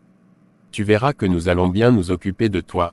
C'était sans doute une erreur de ma part de vous avoir faussé compagnie, pour la toute première fois depuis que j'étais avec vous. Puisque vous m'avez pardonné, je pense que je ne retomberai plus dans les mêmes bêtises. Mais il ne s'agissait là que d'un marché de dupes. Car là où Satan règne en maître, l'amour, le pardon, la bonté, la vérité et la charité n'existent pas. Si l'on en parle, ces mots n'ont en tout cas pas la même signification que pour les chrétiens. Ainsi, en mentant à ce jeune homme, le démon ne pensait qu'à lui nuire, et à lui ôter physiquement la vie, afin qu'il ne puisse plus revenir à Jésus-Christ. Car ce n'est que sur cette terre que l'homme garde toutes ses chances d'être sauvé, et Satan le sait très bien. Le Seigneur dit, « Je ne me réjouis pas de la mort du pécheur. » C'est sur cette terre, mon frère, ma sœur, que Jésus-Christ a été envoyé pour sauver tous ceux qui croiront en lui, Jean 3h16. Satan connaît très bien cette promesse que le Seigneur Jésus a faite aux hommes, « Je ne mettrai jamais dehors celui qui viendra à moi. » Satan punit sévèrement ses transfuges, de peur qu'il ne change encore d'avis et qu'il n'aille dévoiler ses plans à l'ennemi. Ce fut ce qui arriva à Alino. La poule noire poursuivit, « Auparavant, tu te produisais dans la rue, mais maintenant, pour mériter notre pardon, tu feras des représentations dans des salles. Ton prestige, terni par ton coup de tête, reprendra son éclat, et tu seras encore plus respecté, craint, et riche. Reviens me voir demain à la même heure en compagnie de l'un de tes anciens assistants. Nous comptons te donner un nouveau numéro, un numéro plus attrayant. » Le lendemain, accompagné de l'un de ses anciens lieutenants, Alino assista à une démonstration fantastique. Le démon, par des procédures magiques compliquées, décapita l'un des assistants, devant Alino médusé mais ravi. Puis il remit la tête encore toute saignante sur le corps, et elle se colla parfaitement. Le compagnon d'Alino reprit vie comme si de rien n'était. Puis, se tournant vers Alino, le démon lui dit, « Toi, par contre, tu n'auras même pas besoin d'un assistant pour cette représentation. Tu te décapiteras et te colleras toi-même la tête. De la sorte ton numéro sera encore plus sensationnel. » En présence de son assistant et de la poule noire, Alino, par 3 fois, détacha et rattacha sa tête à son cou, à la grande satisfaction de tout le monde. À sa 4e tentative, la tête refusa de se coller au reste du corps. Ses mains eurent beau tenter de replacer sa tête sur son cou, il n'y eut hélas rien à faire. La poule noire éclata de rire et disparut. L'assistant rapporta la nouvelle dans la cité. Le lendemain, l'assistant, accompagné de militaires, vint récupérer le corps décapité et décomposé d'Alino. Après être resté 2 semaines en détention, l'assistant fut relâché pour faits incohérents. La décision des juges fut motivée par le raisonnement suivant, à supposer que l'assistant soit l'assassin présumé d'Alain. Aurait-il pu avoir la puissance d'arracher la tête du reste du corps, sans s'être servi d'aucun objet? Que ceux qui ont accepté d'abandonner Satan pour suivre Jésus-Christ ne se rétractent jamais. Qu'ils aillent de l'avant, les yeux fixés sur celui qui a donné sa vie pour le salut de tous ceux qui croient en lui. La malédiction de la sirène. Il y avait à ma campagne, quartier résidentiel riche situé dans la zone de Ngalima, un homme excessivement riche. Cependant, malgré sa richesse extrême, cet homme n'avait pas la paix. Sa fortune provenait d'un mariage illicite avec une sirène de la mer. De cette union naquirent 3 enfants, qui n'étaient visibles que pour leur père. Vous comprendrez que cet homme n'avait pas beaucoup de contact avec le monde extérieur en général, ni avec sa famille en particulier. car, pour le reste de sa famille, la situation de cet homme était un drame. Il n'avait pas d'enfant. À quoi pouvait lui servir tout son argent, s'il n'avait personne à qui le léguer? Il le poussait donc à se marier. L'homme fit part à sa femme, la sirène, des propositions de sa famille. Pour sauvegarder sa position, elle accepta de cohabiter avec une deuxième femme, à condition qu'elle n'amène rien pour son mariage, et qu'elle se contente de 3 jours sur 7 avec son mari. L'homme prit donc une seconde femme en manège, et l'informa de l'existence de sa rivale invisible. Il lui expliqua qu'il ne pourra jamais passer la nuit avec elle, pendant 3 des jours impairs de la semaine. En revanche, si elle se montrait sage, elle pourrait jouir de tous les avantages de la vie. Sans doute par goût d'une vie facile, ou réellement séduite par la fortune de son mari, la femme accepta de cohabiter avec la sirène. Au moment où je fis leur connaissance, ils en étaient déjà à leur 3e enfant. Un jour, l'un des 3 fils de la deuxième femme tomba malade. Son cas nécessitait une hospitalisation rapide. Après un bref diagnostic, le père fut informé que son fils devait subir une intervention chirurgicale. Mais cette intervention fut fixée un jour impair, l'un des jours où le père devait se rendre chez sa première femme sous la mer. Il dut choisir entre son fils malade et la femme qui lui assurait tout son confort. Il choisit de rester avec son fils. La sirène attendit en vain son mari toute la nuit. Bien que compréhensible, ce choix provoqua chez elle une colère hystérique, digne d'un représentant de Lucifer. Pour cela, nous avions besoin du bouclier de la foi. Nous avons commandé à cet esprit mauvais de quitter les lieux, mais il nous posa des conditions avant de s'exécuter. La sirène acceptait bien de partir, mais elle voulait le faire en emmenant son mari. Puis elle tenta de se cacher, en s'introduisant dans des plantes, comme un rosier présent, ou dans des objets, comme une malle. Chaque fois que la sirène quittait une forme pour une autre, elle détruisait la première dans une grande explosion. Au point que ceux qui nous avaient accompagnés et qui étaient restés éloignés s'étonnaient d'entendre des coups de feu tirés dans la pièce où nous nous trouvions. Finalement, c'est la crainte d'être carbonisée qui fit fuir la sirène, sans qu'elle puisse rien emporter avec elle. Furieux, elle alla le trouver à son bureau, pour lui dire qu'il avait manqué à sa parole, et qu'elle tenait à tout prix à le punir. Toutes les explications de l'homme restèrent sans effet. La punition consista à forcer la deuxième femme, ainsi que ses 3 enfants, à passer 30 jours à la Belle Étoile, sans pouvoir jouir d'aucun des biens de sa rivale, ni même de la maison. En outre, aucun rapport ne serait possible avec son mari pendant cette période, mais Dieu se saisit de cette occasion pour faire pénétrer son salut dans cette famille. Ce mois pendant lequel la seconde femme et les enfants devaient coucher dehors fut le plus froid de l'année. La maman ne savait que répondre aux questions des enfants, qui voulaient savoir pourquoi ils ne dormaient plus dans leur chambre. Une nuit pourtant, la seconde femme passa outre à l'interdiction. Elle emmena ses enfants dans leur chambre et les coucha. À peine 10 minutes plus tard, les enfants sortirent de leur chambre en pleurant. Ils avaient des enflures sur tout le corps. La seconde femme ne put supporter davantage cette situation. 2 jours plus tard, elle vint me trouver, accompagnée de son mari. Était-ce dans ce but précis que je me trouvais non loin du lieu où se déroulait ce drame? En effet, pendant cette période, je tenais une campagne d'évangélisation dans une communauté où j'avais été invité, non loin du lieu où habitait cette famille. Nous étions au dernier jour de notre campagne de 4 jours, lorsque J.E. s'approchait de moi un couple, après la prière. Ils me dirent, « Nous avons écouté avec émerveillement votre récit des bienfaits que votre Dieu a opérés dans votre vie. C'est pourquoi nous venons à vous dans l'espoir que si vous priez pour nous, votre Dieu nous sauvera. » Cher lecteur, quand je vis devant moi ceux qui venaient me demander de prier pour eux, je rendis gloire à Dieu. Selon leur apparence extérieure, ils semblaient être les gens les plus heureux sur terre. Cependant, le Saint-Esprit me révéla la détresse de cette famille, et leur repentance sincère. Il me montra également comment procéder pour délivrer cette famille de l'étreinte du diable. Enfin, il m'interdit de les laisser repartir cette nuit-là. Accompagnés d'autres frères, nous avons passé la nuit à la délivrance de ce couple. La Bible dit que celui qui s'unit à une prostituée devient un seul corps avec elle. Par conséquent, la presque totalité des démons qui habitaient le mari se trouvaient aussi dans sa femme. Pourtant, celle-ci n'avait jamais vu sa rivale et n'avait jamais été dans le monde satanique sous-marin. Mais c'est par l'intermédiaire de son mari qu'elle avait été infestée. Le lendemain, accompagné d'un jeune frère de mon assemblée, l'assemblée Bethel, nous reconduisîmes le couple chez eux. J'avais désiré être accompagné d'un jeune frère, en raison de l'importance que nous attachons, dans notre assemblée, à la soumission de la femme. C'est pour cela, par exemple, que la femme doit avoir la tête couverte quand elle prie ou qu'elle prophétise. 1 Corinthiens 11/5. Ceci s'explique parce que la parole de Dieu nous dit, que la femme a été créée à cause de l'homme, que la femme a été tirée de l'homme, que la femme est la gloire de l'homme. C'est aussi pour toutes ces raisons que la Bible nous dit qu'il ne faut pas que la femme prenne autorité sur l'homme. 1 Timothée 2h12. Si donc j'avais souhaité être accompagné d'un jeune frère, c'était simplement par soumission à la parole de Dieu.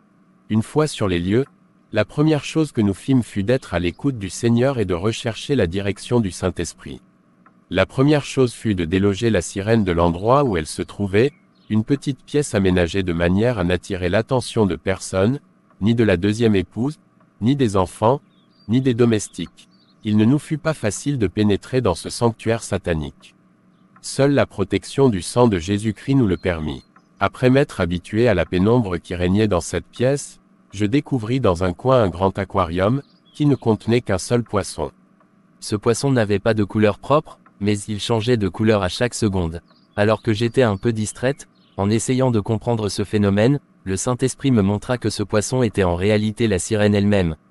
Lorsqu'elle se sentit découverte, pour nous effrayer, elle fit éclater l'aquarium et son contenu, dans un grand vacarme. Puis le poisson éclata à son tour, comme le ferait une cartouche. Une tache noire, provoquée par l'explosion, se forma sur le dallage du sol, et se mit à grandir sous nos yeux. Elle devint un grand boa noir enroulé sur lui-même.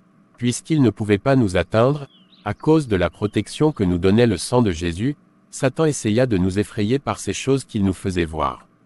La frayeur est provoquée par la crainte ou par le doute. Or le doute est l'ennemi juré de la foi.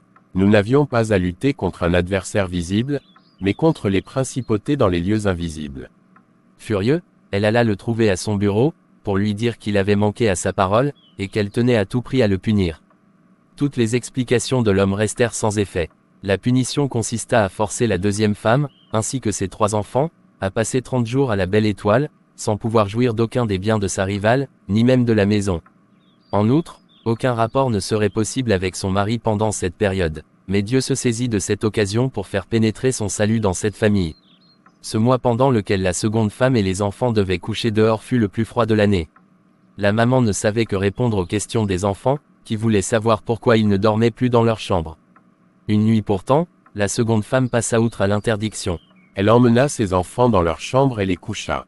À peine 10 minutes plus tard, les enfants sortirent de leur chambre en pleurant. Ils avaient des enflures sur tout le corps.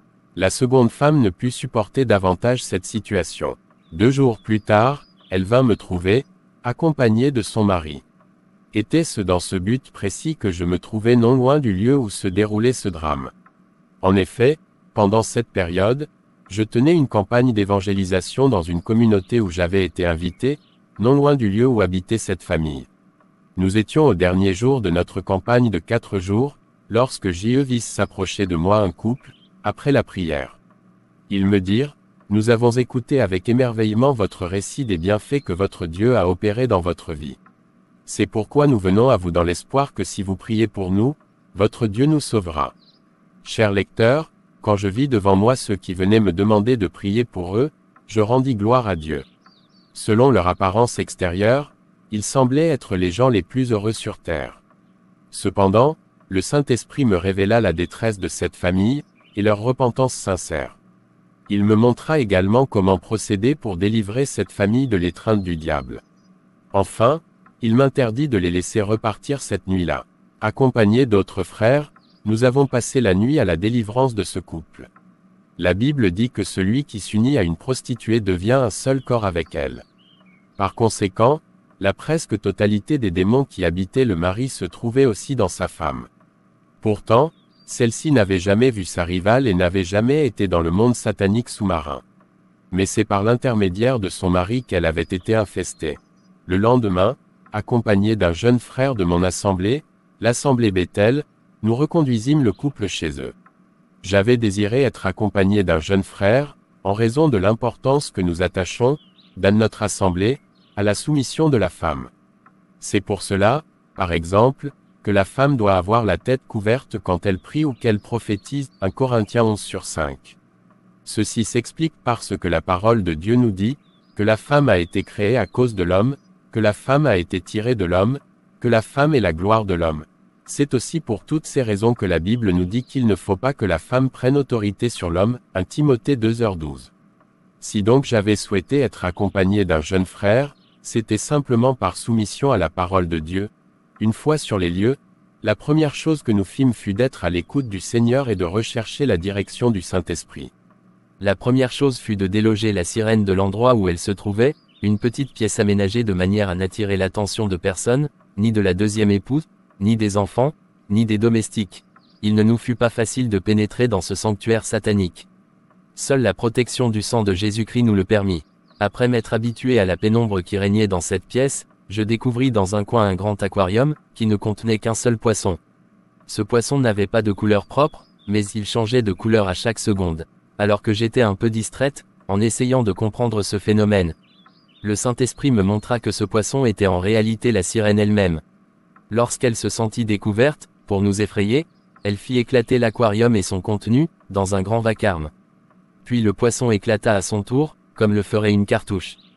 Une tache noire, provoquée par l'explosion, se forma sur le dallage du sol, et se mit à grandir sous nos yeux.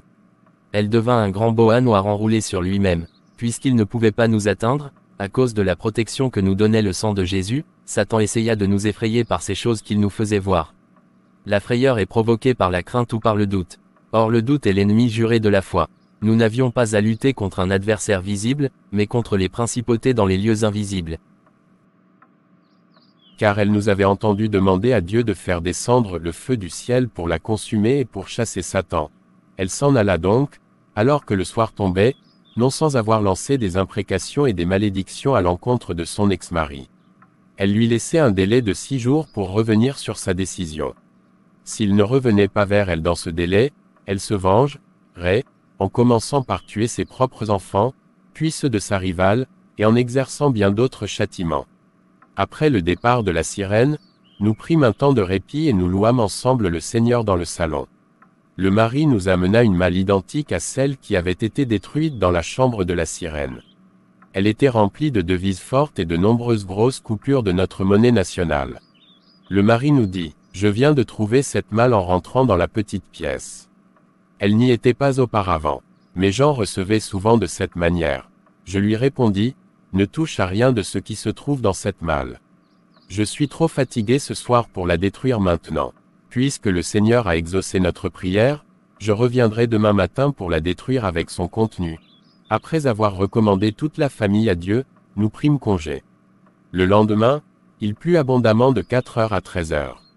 Il pleuvait encore lorsque je me présentai à leur maison de ma campagne. Tout le monde m'accueillit très bien.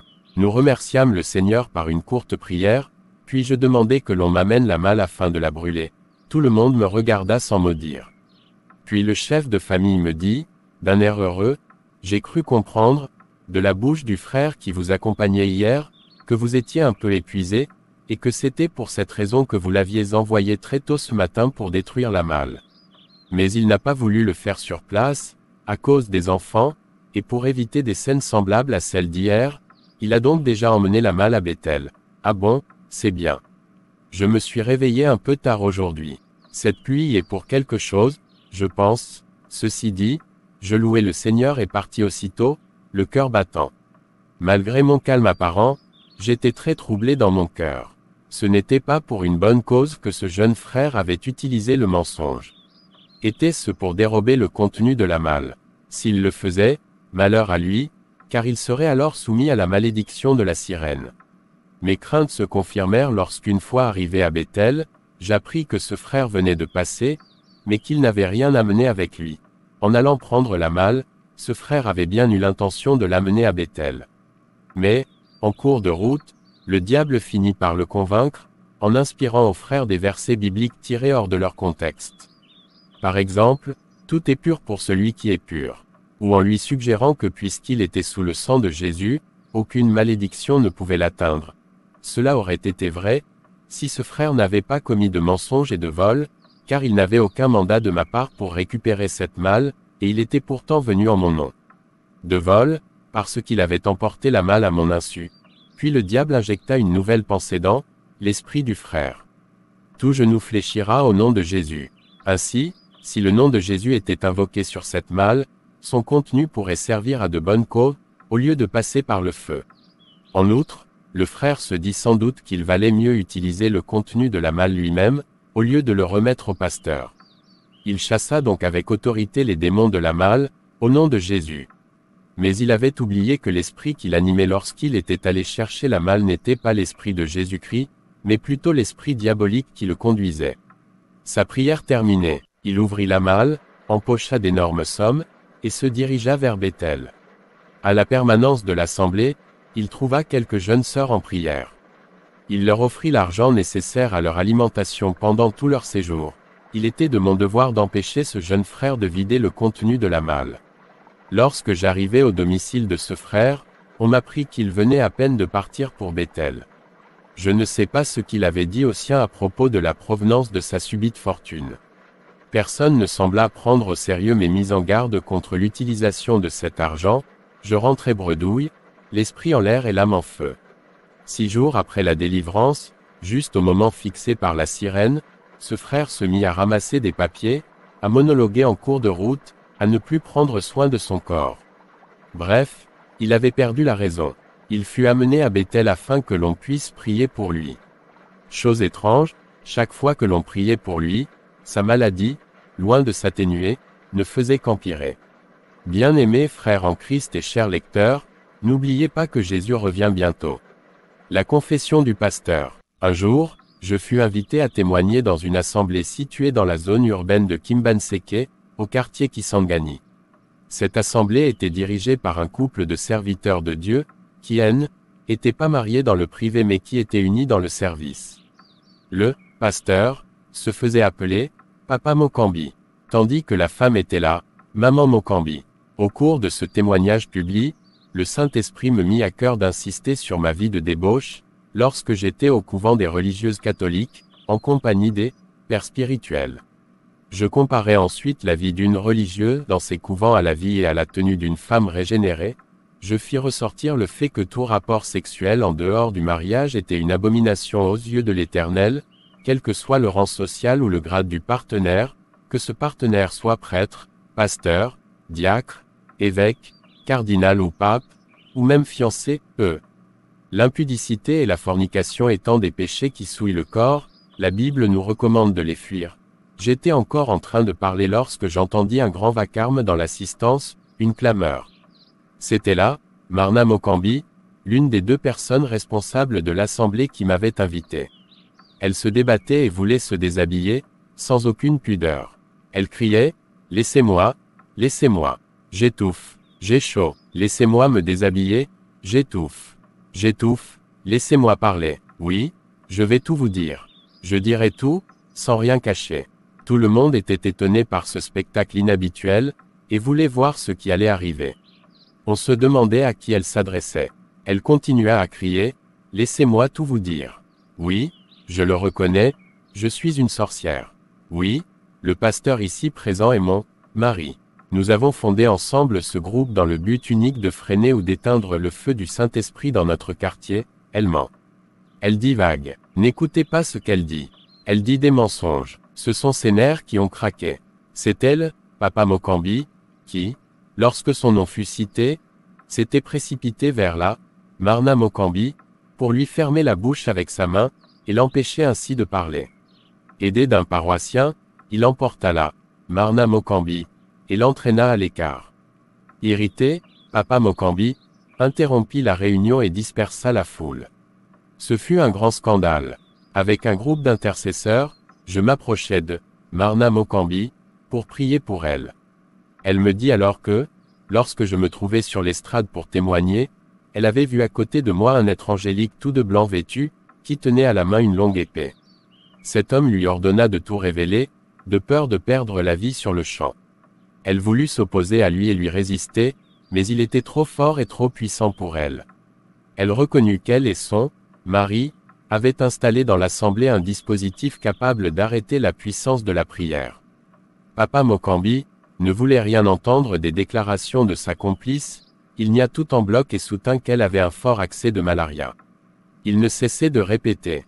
Elle divague. Ne l'écoutez pas. Du fait qu'il niait la vérité, il ne put recevoir de délivrance. En revanche, sa compagne confessa ses méfaits et se repentit de tous ses péchés. Le sang de l'agneau de Dieu qui enlève les péchés du monde entra alors en action. L'affaire était close. 5 semaines plus tard, je prenais mon petit déjeuner à Rigigny en compagnie de la sœur Philomène Caseca, lorsque quelqu'un entra dans son jardin, d'un air bizarre. Il se dirigea directement vers moi, et me dit « Me reconnais-tu encore ?» Non. Il s'adressa alors à la sœur Philomène, « Et toi, peux-tu te souvenir de moi ?»« Non, mon frère. À quoi bon nous laisser languir? Présente-toi. Moi, par contre, je ne peux vous oublier pour rien au monde. Vous êtes celle qui non seulement ont gâché ma vie, mais ont causé ma perte. Oui, je reconnais votre puissance, et c'est pour cela que je vais mourir, impatient. » La sœur Philomène lui dit, « Mais, monsieur, pourriez-vous avoir l'amabilité de décliner au moins votre identité? C'est la moindre des choses, je suis pasteur d'une assemblée de prière à Kisangani.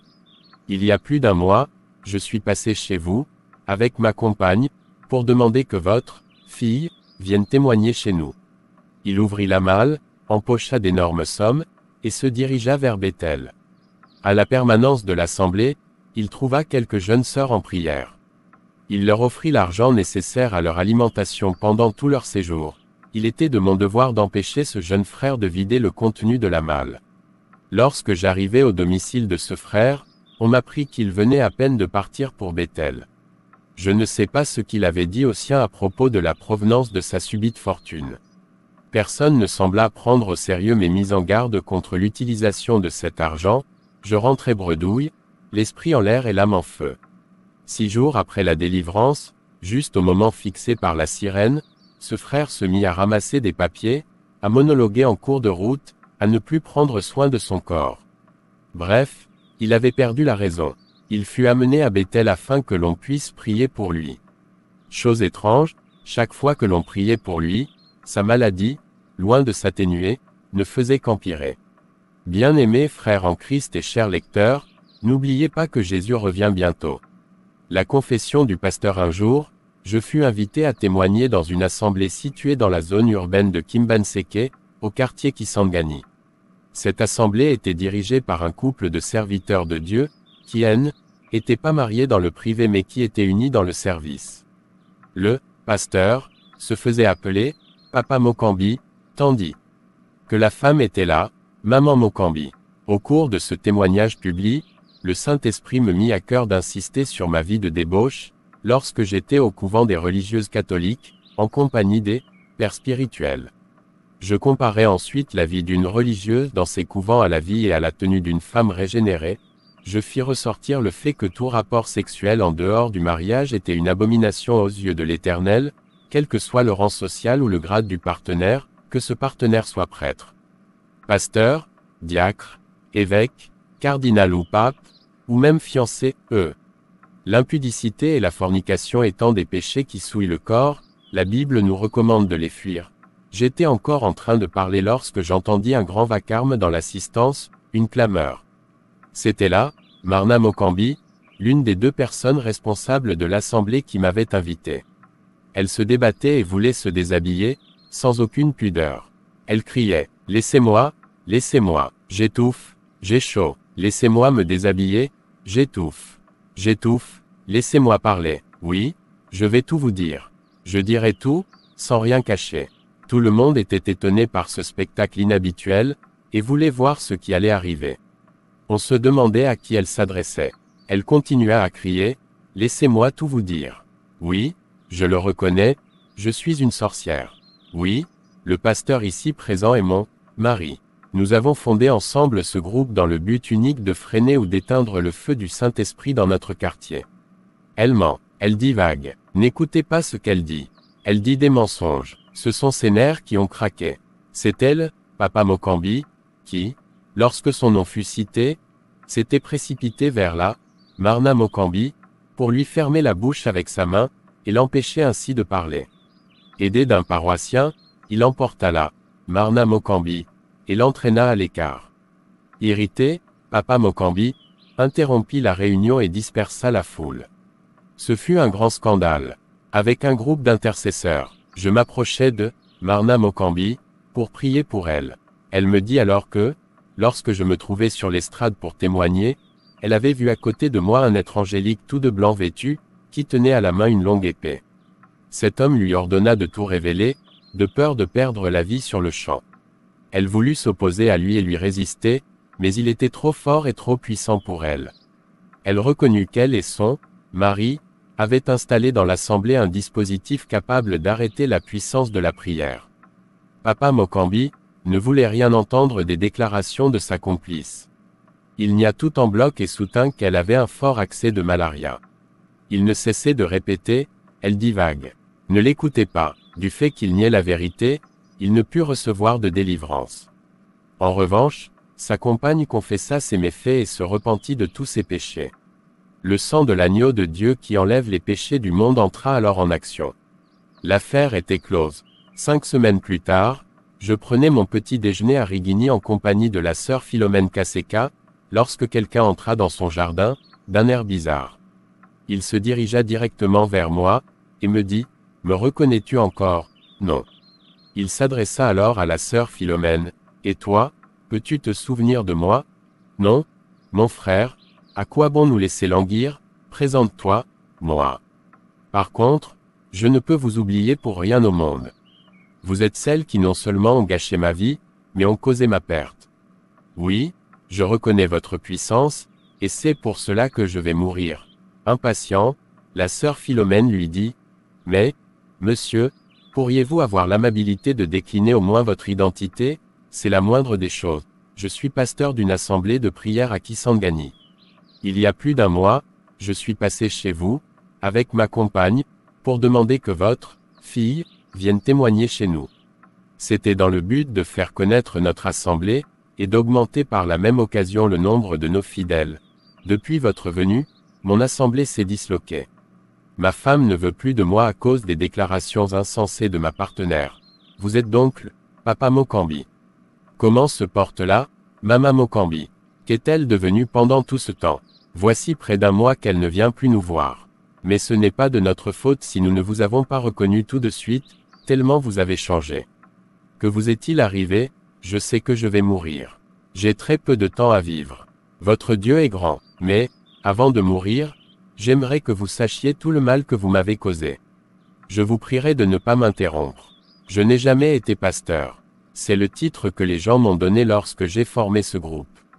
J'ai toujours été sorcier. Comme nos activités étaient toujours freinées par la prière des chrétiens, avec l'aide d'une complice sorcière, nous nous sommes attelés à la tâche de stopper cet élan spirituel. En le détournant de son but essentiel, il nous fallait séduire un grand nombre de personnes, en voilant la parole de Dieu par toutes sortes d'histoires.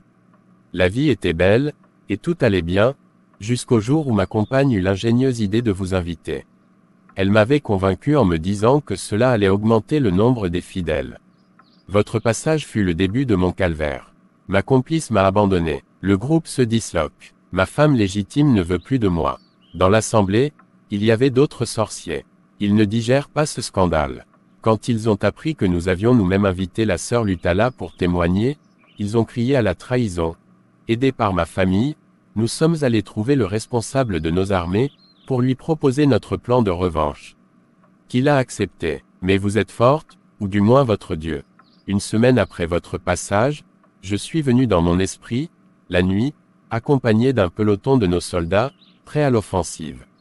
Nous n'avons pas pu vous attaquer, en raison de l'insuffisance de nos informations sur l'emplacement de votre domicile. Nos armées ont tourné en rond pendant plus de 2 heures à la recherche de votre maison. Quand nous l'avons trouvée, elle avait une double porte peinte en blanc. Devant chaque battant se tenait un militaire de haute stature, tenant à la main une arme très puissante. Puisqu'il nous était impossible d'entrer sans avoir au préalable anéanti les 2 gardiens, nous décidâmes de rebrousser chemin, dans l'espoir de revenir au moment opportun. Le chef de nos armées me conseilla de visiter les lieux pendant le jour, de peur de connaître à nouveau le même fiasco. Je suis donc revenu 2 jours plus tard pour inspecter les lieux, pendant la journée. Je fis des signes, pour ne pas me tromper quand je reviendrai pendant la nuit. Je fis un dessin sur le sol au moyen d'un bâton. J'ai arraché une branche d'arbre qui dépassait du mur de clôture, pour faciliter l'escalade du mur. Je suis même entré dans le jardin. Vous étiez absente. J'ai trouvé une grand-mère. Elle m'accueillit et m'invita à fermer les yeux pour prier Dieu et le remercier de cette rencontre, en attendant votre retour. Lorsqu'elle ferma les yeux, je m'éclipsai. Je revins la nuit accompagné d'un groupe de tueurs. Cette fois, je découvris sans peine la maison. Cependant, il nous fut impossible d'entrer, car la clôture du jardin n'avait pas de porte. Les murs étaient aussi très élevés. Il n'y avait pas moyen de les escalader. Il n'y avait plus d'arbres. Nous avons attendu derrière le mur dans l'espoir de voir quelqu'un entrer ou sortir, mais personne ne se montra. Au risque de nous faire repérer, nous attendîmes jusqu'à 4 heures du matin. Certains de mes compagnons s'irritèrent contre moi. Ils allèrent jusqu'à jurer de m'éliminer, au cas où j'aurais encore une fois abusé de leur bonne foi. Il y a 3 jours, je suis encore revenu ici, dans cette avenue, accompagné d'un grand nombre de soldats. À voir le nombre de nos militaires, on aurait dit une prise d'armes ou un défilé. Pour cette dernière fois, le responsable de nos armées avait accepté de m'accompagner, mais en me posant une condition, en cas d'échec, c'était moi qui devais mourir. Mais, arrivés sur les lieux, mes accompagnateurs se trouvèrent devant des troupes impressionnantes. Ils se retournèrent encore une fois contre moi. Pourquoi nous as-tu amenés dans un traquenard? Tu nous as dit que nous allions châtier de simples femmes, et voilà que nous tombons dans un guet-apens. Aucun coup de feu ne fut tiré. Nos soldats déposèrent les armes et partirent les mains en l'air. Pour cette insuffisance d'information de ma part, le chef de nos armées me promit un châtiment exemplaire. C'est pourquoi j'ai jugé bon de venir vous voir avant ma mort, pour vous féliciter du choix que vous avez fait de servir votre Dieu. Oui, votre Dieu est puissant. Il vous protège contre tout danger et contre tout mal, c'est du bluff. Ils ne te feront rien si tu confies ta vie à Jésus-Christ maintenant. Accepte-le maintenant, et il te sauvera. Son amour pour toi est tellement grand qu'il a donné sa vie pour ton salut, moi, venir à Jésus. Tu blagues ou quoi? Non, il est temps pour moi de payer maintenant. J'ai longtemps servi Satan, c'est normal qu'il me punisse. Je ne vais tout de même pas l'abandonner maintenant. Voyons, tu n'as pas été créé pour périr. Ta vie a du poids aux yeux de celui qui t'a créé. Sache que Jésus t'aime tel que tu es. Si tu te décides à le reconnaître comme ton sauveur personnel, il te sauvera. Je sais de quoi vous voulez me parler, mais je regrette. Au revoir, et bon courage. Et il partit vers la mort, comme il l'avait lui-même désiré. Ma conversion le 8 septembre 1985, vers 11 heures, sous un soleil de plomb. Un jeune homme élancé, d'une trentaine d'années à peine, rentrait à son domicile. Il eut l'excellente idée de passer voir son ami cordonnier avant de rentrer chez lui. Chez le cordonnier, il rencontra un adolescent d'environ 16 ans, qui bavardait avec l'artisan. Celui-ci dit, « Il est en train de me raconter une drôle d'histoire concernant une certaine femme. C'est d'ailleurs elle qui l'attend. Et pourquoi l'attend-il » L'adolescent intervint sans attendre qu'on lui accorde la parole, « Je suis sorcier. Ou du moins, je l'étais jusqu'à il n'y a pas longtemps. Hier soir, dans notre quartier de l'Isala, zone de Casavubu, la sœur que j'attends a clôturé son témoignage, après 3 jours de réunion, par cette invitation, que ce que le Seigneur a pu attirer à lui au travers de ce message daigne venir le recevoir. Que ceux qui veulent accepter le Seigneur Jésus-Christ comme leur Seigneur et Sauveur veuillent bien venir confesser leur foi. Qu'ils s'approchent de l'estrade pour le faire publiquement, en répétant ces paroles. Je me joignis à tous ceux qui se sont approchés de l'estrade, de ceux qui avaient choisi et décidé de vivre avec Christ, après avoir entendu l'émouvant témoignage de la sœur Lutala. Ensemble avec les autres, j'ai fait cette confession de foi. Seigneur Jésus-Christ, je viens à toi, mon Dieu. Je suis un pécheur. Aujourd'hui, j'abandonne Satan et toutes ses œuvres. Viens en moi, Seigneur Jésus-Christ, je te reçois maintenant. Entre en moi et viens demeurer en moi, au nom de Jésus-Christ. Amen. Tout le monde se mit à louer Dieu à haute voix, avec des paroles ordinaires, en lui parlant comme si l'on s'adressait à un interlocuteur visible. Alléluia. La sœur se mit alors à imposer les mains à certains de ceux qui se trouvaient sur l'estrade. Puis vint mon tour. Elle posa les mains sur ma tête, et dit à haute voix, « Toi, esprit de sorcellerie, je te chasse au nom de Jésus-Christ. Détache maintenant de ce corps les liens et les cordes qui te relient à lui. Je brise toutes les chaînes par la puissance du nom de Jésus-Christ. » Mon vieux, chaque nuit, mes anciens amis venaient me chercher pour m'emmener avec eux. Depuis très longtemps, j'en avais marre, Je ne voulais plus de la sorcellerie. Mais je ne savais pas comme m'y prendre pour échapper à mes amis. Mais, la nuit dernière, j'ai bien dormi. Je suis certain que c'est grâce aux paroles prononcées hier par la sœur. C'est pourquoi je suis venu ici pour lui raconter tout ce que je vous ai dit, et aussi pour la remercier de tout mon cœur. Le jeune homme fut étonné de ce qu'il venait d'entendre de la bouche de l'adolescent. Il était né dans une mission catholique éloignée de toute grande agglomération, dans une contrée où régnait la sorcellerie. Pourtant, il n'avait jamais entendu la confession de la conversion d'un sorcier, bien que sa région soit la plus réputée pour le fétiche de la foudre surnaturelle. 3 décès sur 5 qui sont causés par la foudre surnaturelle, qui ne peut être provoquée sans le concours d'un sorcier. Or, il n'avait jamais entendu de sorcier reconnaître publiquement ses forfaits. Ce témoignage attira tout particulièrement son attention, et il se décida à attendre lui aussi la sœur Lutala. En attendant son arrivée, il croisa un homme âgé, qui venait d'être reçu par elle. Il avait les yeux rouges, mais il semblait tout heureux. Par la suite, le jeune homme apprit, par la sœur Lutala, que cet homme avait été aveugle. Il avait dépensé d'énormes sommes d'argent auprès des médecins, des féticheurs et des guérisseurs, sans aucun résultat. Méphi avait recouvré la vue lorsqu'il s'était tourné vers Christ. Lorsque la sœur Lutala arriva, le jeune homme prit contact avec elle et voulut entendre son témoignage. Ce n'était pas dans son église d'origine qu'il avait pu vivre de tels miracles.